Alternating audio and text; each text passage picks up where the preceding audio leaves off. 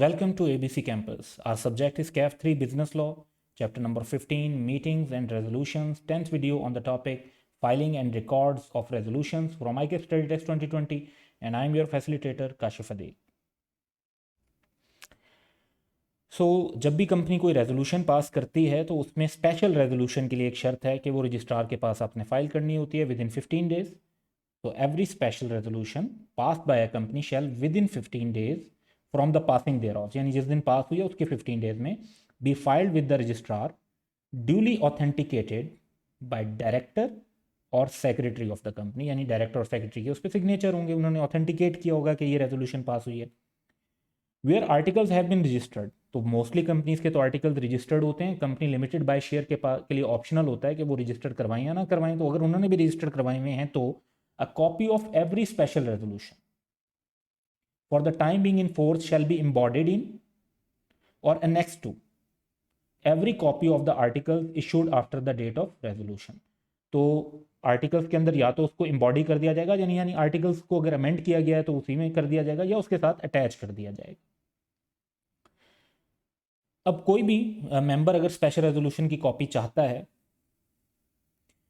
A copy of every special resolution shall be forwarded to any member at his request, यानी automatically company की requirement नहीं है कि सबको भेजे, रिक्वेस्ट पे भेजी जाएगी on payment of such fee as determined by the company. तो पेमेंट ऑफ फ़ी होगी, जैसे बाज़ कंपनीज ने इसमें फ़ी रखी हुई होती है जी, 500 रुपीज़ है, 100 रुपीज़ है, 1000 रुपीज़ है, जो भी एक फ़ी रखी हुई है वो पे करे, रिक्वेस्ट करे और फिर कंपनी उनको जो है रेजोल्यूशन की कॉपी दे देगी. तो ये तीन बातें कि रजिस्ट्रार के पास 15 दिन के अंदर फाइल करना है ऑथेंटिकेटेड रेजोल्यूशन को, आर्टिकल्स के साथ उसे नेक्स्ट करना है, और मेंबर अगर रिक्वेस्ट करे और पेमेंट पे कर दे तो उसको भी भेजनी है. तो हमारे पास यहाँ पर एक क्वेश्चन है. Triport limited, a listed company, intends to change the place of its registered office from Lahore to Peshawar. तो प्रोविंस भी चेंज हो रहा है, and for this purpose it has obtained approval of the general meeting through special resolution. Yes, that is correct कि special resolution ही pass होती है इसके लिए. The director of TL are of the view that in order to be effective the special resolution shall be wild with the commission. तो confirmation from SCCP भी चाहिए होगी, ये बात भी ठीक है. However, the company secretary has advised to keep the resolution at the registered office so that anyone who is interested may inspect it.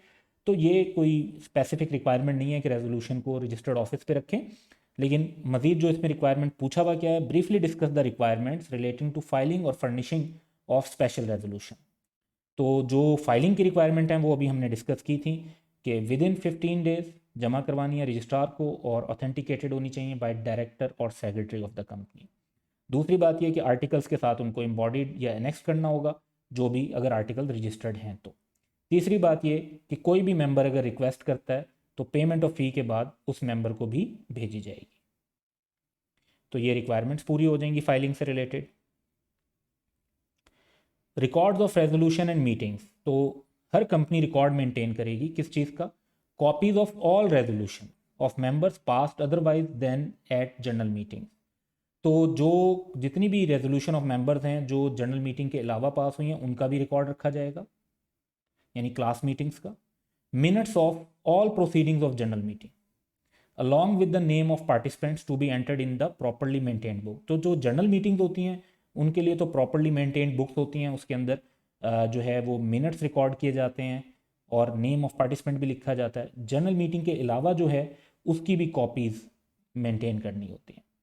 Minutes recorded if purporting to be authenticated by the chairman of the meeting or by the chairman of the next meeting, यानी जिस meeting में बातचीत हुई थी उसी के chairman के sign हो जाएं या नेक्स्ट मीटिंग के चेयरमैन के साइन हो जाएं तो वो evidence of the proceeding at the meeting होता है, यानी ये एविडेंस बन जाता है कि इस मीटिंग में वाकई ये बातचीत हुई थी और ये फैसला हुआ था. Minutes to be evidence until the contrary is proved. ऐसे एविडेंस को प्राइमा फेशा एविडेंस कहा जाता है, यानी ऐसे एविडेंस को मान तो लिया जाएगा लेकिन उसको गलत भी साबित किया जा सकता है. तो लेट से थ्रू वीडियो रिकॉर्डिंग या किसी और चीज़ के थ्रू अगर साबित कर दिया जाता है कि मीटिंग में असल में ये बात नहीं हुई थी या ये फैसला इतने तरीके से इस तरीके से नहीं हुआ था, तो वो अलग बात है. अदरवाइज जो मिनट्स हैं वही एविडेंस समझे जाते हैं. Every general meeting of the company in respect of the proceeding whereof minutes have been so made shall be deemed to have been duly called, held and conducted. तो अगर otherwise evidence नहीं है तो फिर यही समझा जाएगा कि मीटिंग प्रॉपरली कॉल हुई थी, प्रॉपरली हेल्ड हुई थी, प्रॉपरली कंडक्ट हुई थी. Place and time of record. The record must be kept at registered office of the company from the date of resolution, meeting or decision, simultaneously in physical and electronic form, and it shall be preserved for at least 20 years in physical form, और electronic form में तो permanently maintain करना है। Electronic form में hard disk के अंदर maintain करें, computer system में सर्वर पे रख लें, किसी क्लाउड स्टोरेज पे रख लें, ये सब पॉसिबिलिटीज़ है।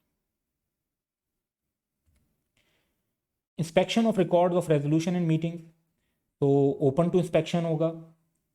The books containing the minutes of proceeding of the general meeting shall be open to inspection by members without charge during business hours, subject to such reasonable restriction as the company may by its articles or in general meeting impose, so that not less than 2 hours in each day be allowed for inspection। अच्छा, अब ये basically बात ये होती है कि company अगर time रख दे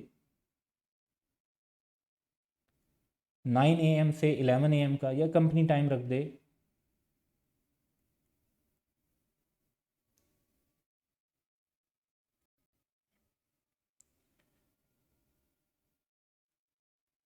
जैसे 3 PM टू 5 PM का, तो अब ये देखते हैं कि ये 2 घंटे दिए हैं, subject to such reasonable restriction, restriction company ने लगा दी,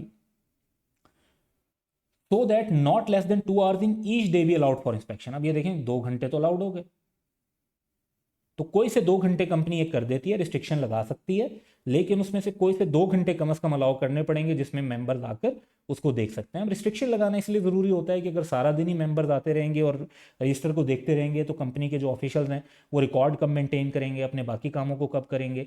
तो यहाँ पर इसलिए ये शर्त रख दी गई कि रिस्ट्रिक्शन लगाई जा सकती हैं, लेकिन फिर भी कम से कम 2 घंटे अलाउ करने पड़ेंगे। तो ज़्यादातर कंपनीज जो है वो या तो 9 to 11 का टाइम रख देती हैं या 3 PM टू 5 PM का टाइम रख देती हैं। 9 to 11 का फ़ायदा ये होता है कि सुबह सुबह जो इंस्पेक्शन होनी होती है वो हो जाती है, उसके बाद ऑफिशियल्स अपने काम की तरफ जो फोकस कर लेते हैं, और इसी तरह शुरू में फोकस करके वो 3 to 5 PM अलाउ कर देते हैं, तो ये भी एक पॉसिबिलिटी होती है। सर्टिफाइड कॉपी टू मेंबर, तो कॉपी सर्टिफाइड कॉपी यानी बाकायदा स्टैंप वगैरह लगाकर कंपनी देती है।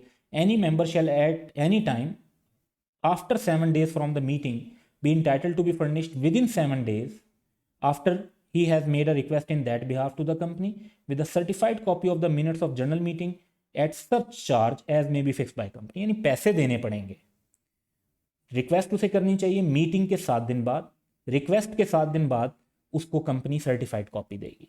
इस पर एक बड़ी अच्छी एग्जांपल है हमारे पास जिससे मजीद इन डेज को समझने में मदद मिलेगी। Let's see that. तो एग्जांपल 25 है, Rapid Construction Limited is a listed company. Advise the board of director of RCL on the following matter in the light of the provision of the Companies Act. On 5th December 2020, an urgent request has been received from Fareed, a member, for inspection and supply of minutes of company's 15th extraordinary general meeting held on 2 December 2020। अच्छा, इसमें एक तो मसला ये है कि क्या payment है, और ये देखें ये सिर्फ 3 दिन है, जबकि जो रिक्वायरमेंट है वो ये है कि रिक्वेस्ट मीटिंग के 7 दिन बाद करनी चाहिए, तो प्लस पेमेंट होनी चाहिए। तो अब अगर हम 2 दिसंबर से देखें तो रिक्वेस्ट होनी चाहिए 9 दिसंबर, फिर कंपनी ने जो सर्टिफाइड कॉपी देनी होती है वो भी 7 days के अंदर देनी होती है,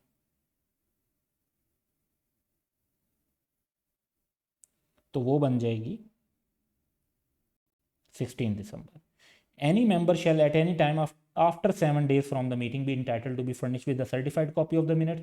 Therefore, Fareed cannot request for inspection of a copy before 9 December as the meeting was held on 2nd December. Further, RCL is required to furnish copy of the minutes within 7 days. तो if Fareed makes the request on 9 December तो 7 days का मतलब होगा कि 16 दिसंबर तक copy देनी होगी। तो यहाँ पर जो अगर 5 दिसंबर वाली रिक्वेस्ट जो है वो वैलिड नहीं है। So that's all for today. Have a good day.